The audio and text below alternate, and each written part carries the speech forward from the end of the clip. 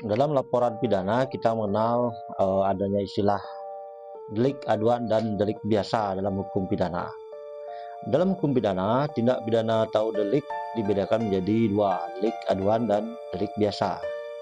Pemahaman mengenai kedua jenis delik ini sangat penting, terutama bagi pihak yang berhadapan dengan proses hukum.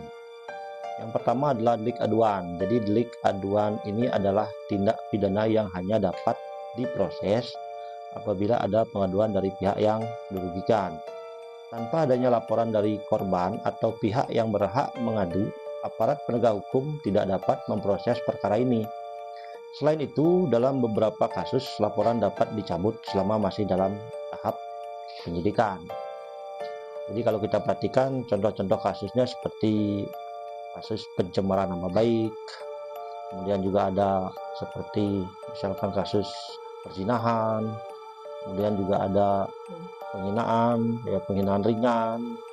Kemudian kita ke delik biasa. Delik biasa ini berbeda memang dengan delik aduan. Delik biasa dapat diproses tanpa perlu adanya pengaduan dari korban.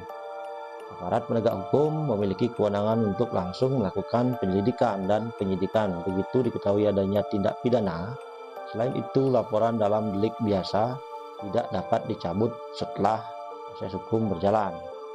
Jadi kalau kita lihat contoh delik biasa ini, kasus seperti pembunuhan, kemudian juga ada seperti misalkan contoh pencurian, kemudian ada kasus penganiayaan berat, seperti itu. Nah, jadi sobat hukum, kesimpulannya adalah mengetahui perbedaan antara delik aduan dan delik biasa itu sangat penting dalam menentukan langkah hukum yang tepat. Jika Anda membutuhkan konsultasi lebih lanjut, silakan. Terima kasih.